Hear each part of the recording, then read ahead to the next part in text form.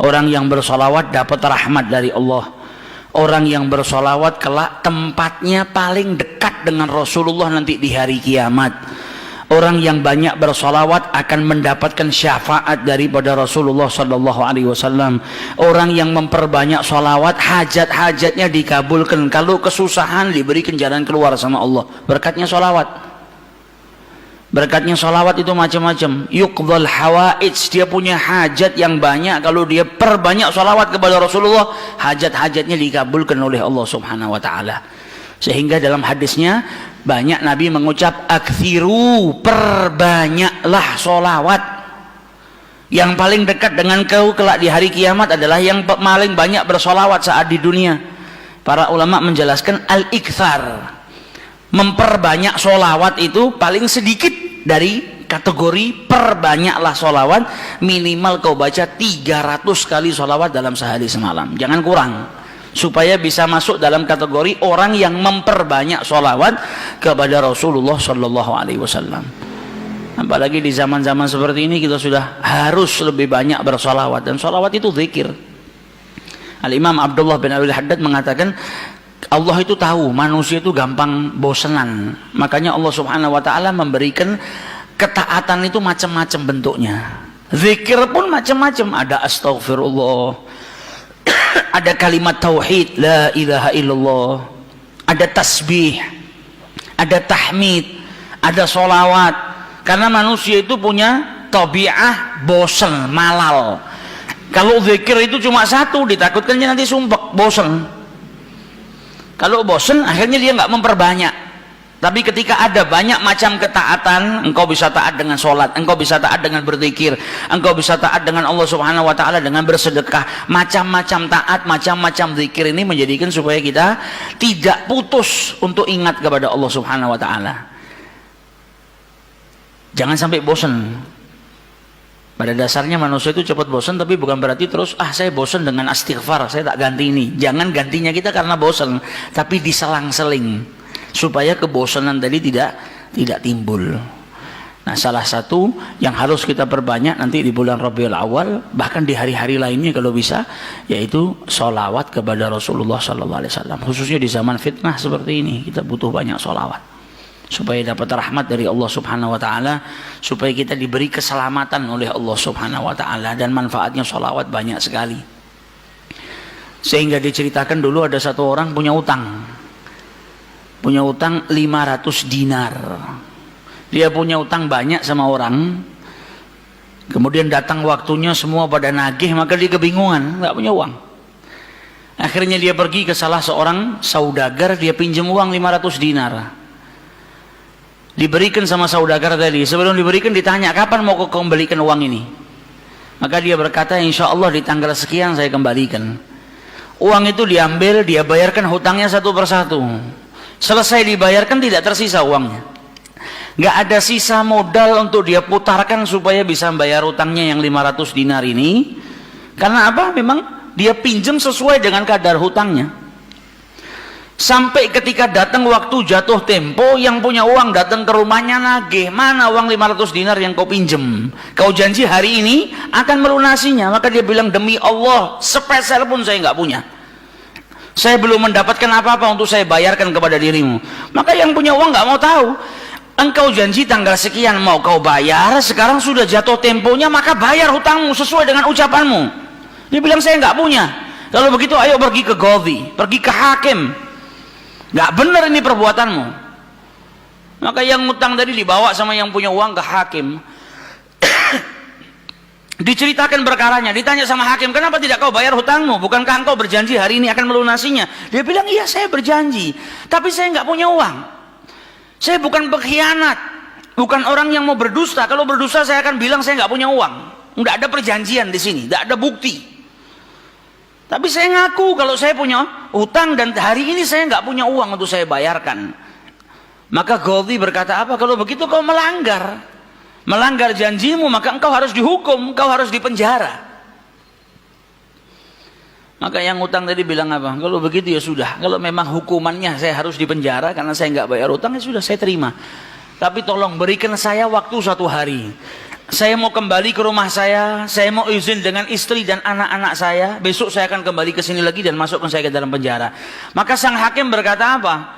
Bagaimana mungkin saya bisa percaya dengan dirimu? Siapa yang menjamin dirimu? Kalau ada yang menjamin kau bakal kembali ke sini, maka saya lepaskan.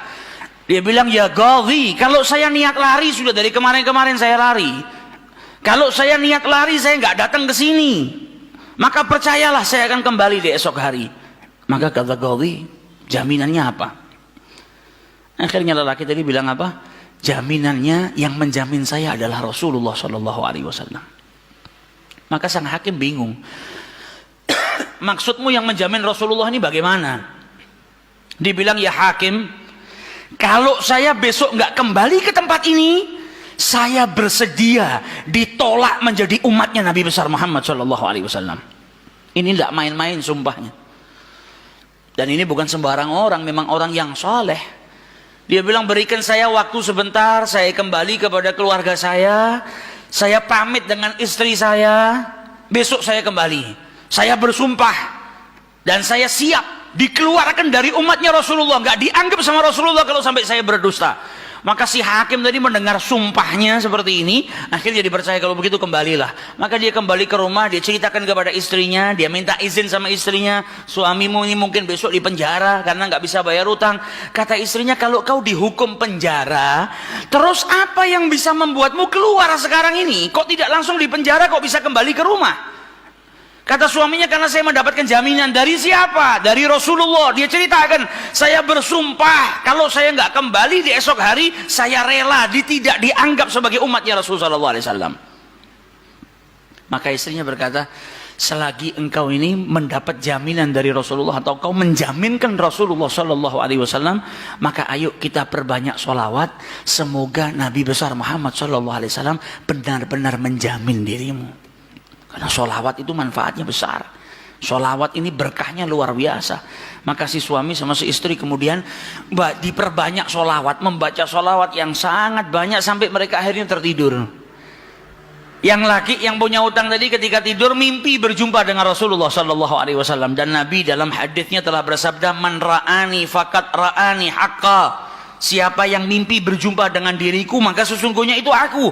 Karena syaitan gak bisa menyerupai Nabi besar Muhammad SAW.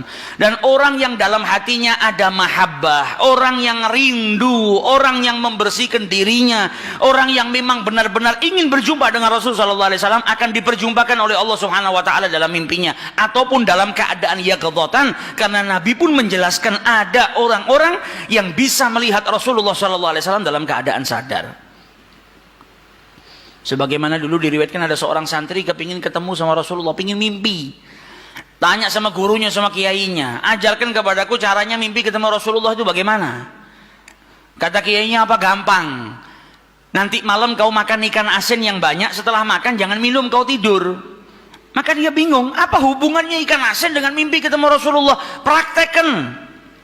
Ini kiai mau mendidik santrinya yang betul-betul kepingin berjumpa dengan Rasulullah, pingin mimpi dengan Rasulullah SAW. Maka malam hari datang, dia makan ikan satu piring, setelah itu nggak minum, tidur. Bangun tidur, dia pergi ke gurunya, marah, mana saya nggak ngimpi ketemu Rasulullah. Kata gurunya, apa yang kau impikan? Kau mimpi ngelihat apa?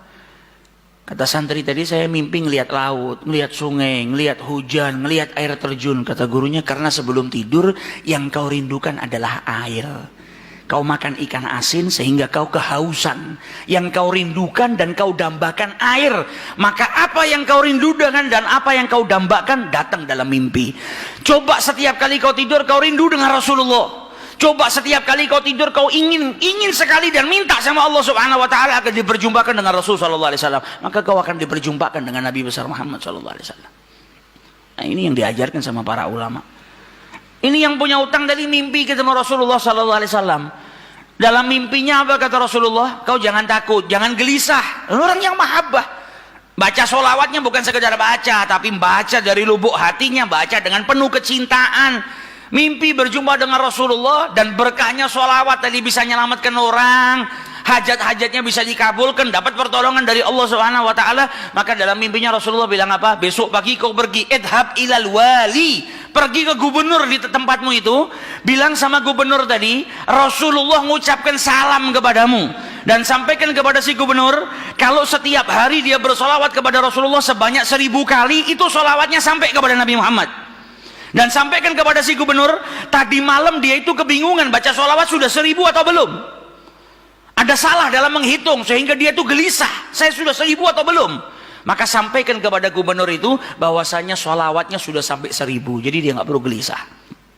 Bangun dari tidur, dia mau kembali ke Ghazi, tapi sebelumnya dia pergi ke wali, pergi ke gubernur tadi. Sampai di rumahnya gubernur, dia sampaikan, wahai wali, wahai gubernur, Rasulullah menitipkan salam kepadamu. Kaget dia. Orang yang selama ini dia sholawati, gubernur ini gubernur yang cinta kepada Rasul Sallallahu Alaihi Wasallam, tiba-tiba ada orang yang datang bawakan salam dari Rasul Sallallahu Alaihi Wasallam. Nabi Muhammad berkata kepadamu, wahai gubernur, sholawatmu yang kau baca 1000 kali setiap hari sampai kepada Rasulullah. Dan tadi malam ketika engkau kebingungan sholawatmu itu sudah 1000 atau belum, ternyata sudah 1000. Nabi ngabarkan kau jangan takut, jangan gelisah, karena sholawatmu seperti biasa, istiqomah kau baca, jumlahnya sudah 1000. Dan Nabi Muhammad minta engkau bantu diri saya untuk melunasi hutang. Maka saking gembiranya dapat salam dari Rasulullah, dapat kabar kalau sholawatnya yang selama ini dia baca sampai kepada Rasul Sallallahu Alaihi Wasallam.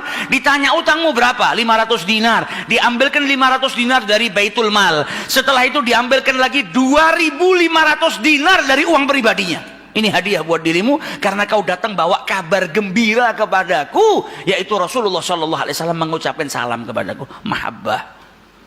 Kita belum tentu, kalau mungkin andai ada orang yang mimpi berjumpa dengan Rasulullah, kemudian Nabi mengucapkan salam kepada kita, belum tentu kita bahagia sampai bisa mengeluarkan harta seperti itu. Tapi orang-orang yang mahabbah, kecintaannya sama Rasulullah luar biasa. Maka dia pulang dari rumahnya si gubernur tadi bawa uang 3000 dinar. Utangnya cuma 500 dinar. Berkat sholawat dia bisa melunasi hutangnya. Maka dia pergi ke rumah qadhi, sebagaimana janjinya dia akan kembali. Dia ketuk pintu rumah qadhi, maka qadhi tadi ketika buka pintunya langsung memeluk orang tersebut, nangis yang luar biasa dan berkata apa? Alhamdulillah, berkat dirimu tadi malam saya mimpi ketemu Rasulullah Sallallahu Alaihi Wasallam. Kata Rasulullah apa? Kalau engkau membantu orang yang punya utang itu untuk melunasi hutangnya, maka aku akan membantumu kelak di hari kiamat. Diambilkan uang 500 dinar diberikan kepada orang tersebut. Sampai qadhinya pun diimpiin sama Rasulullah Sallallahu Alaihi Wasallam. Keluar dari rumahnya Ghazi bawa uang berapa? 3500 dinar. Dia pergi ke tempat orang yang dia utangi mau bayar utangnya. Ketika sampai di rumah orang tersebut, orang yang dia utangi tadi sudah berada di depan rumah nunggu kedatangannya. Ketika ini yang punya utang datang, langsung dipeluk, dicium, sambil menangis mengucapkan terima kasih, berkat dirimu tadi malam saya mimpi ketemu Rasulullah. Kata Rasulullah, kalau kau bebaskan utangnya fulan, kelak kau akan aku bantu, aku berikan syafaat kepadamu di hari kiamat. Utangmu jangan dibayar, dan ini ada hadiah untukmu 500 dinar. Berangkat dari rumah punya utang 500 dinar. Berkat mimpi berjumpa dengan Rasulullah, utangnya terlunaskan dan ada tambahan 4000 dinar. Berkat apa? Berkat sholawat yang dibaca kepada Rasulullah Sallallahu Alaihi Wasallam. Jadi kita kalau baca sholawat ini bukan hanya berkahnya nanti di akhirat, bukan hanya nanti kita dapat syafaatnya Nabi, bukan hanya nanti kita dapat tempat yang dekat dengan Rasulullah Sallallahu Alaihi Wasallam. Bahkan di dunia kalau kita ada situasi yang tidak menyenangkan, ada masalah, ada apapun, semuanya bisa hilang berkah daripada sholawatnya yang kita baca kepada Rasulullah Sallallahu Alaihi Wasallam. Karena satu sholawat dibalas dengan 10 rahmat. Satu rahmatnya Allah, kita punya masalah sebesar apapun bisa hilang kalau kita mendapatkan satu rahmat dari Allah Subhanahu Wa Taala. Sedangkan orang yang bersholawat kepada Rasulullah Sallallahu Alaihi Wasallam, maka dia mendapatkan 10 rahmat daripada Allah Subhanahu Wa Taala. Maka dari itu datang bulan Rabiul Awal, ayo kita perbanyak sholawat kepada Rasulullah Sallallahu Alaihi Wasallam. Kita niatkan supaya berkahnya itu bukan hanya buat diri kita, tapi buat seluruh umat Islam, khususnya saudara-saudara kita yang saat ini di negara kita dipecah belah. Setiap hari kita dengar isu, dengar sesuatu yang semakin menjadikan umat Islam itu terpecah belah. Kita minta sama Allah melalui sholawat kepada Rasul Sallallahu Alaihi Wasallam agar berkahnya sholawat, berkahnya Rabiul Awal ini, umat Islam dipersatukan oleh Allah Subhanahu Wa Taala, tidak terpecah belah, menjadi umat yang kuat. Negara kita yang kemarin-kemarin sedang dilanda musibah, insya Allah berkat sholawat gak ada lagi musibah.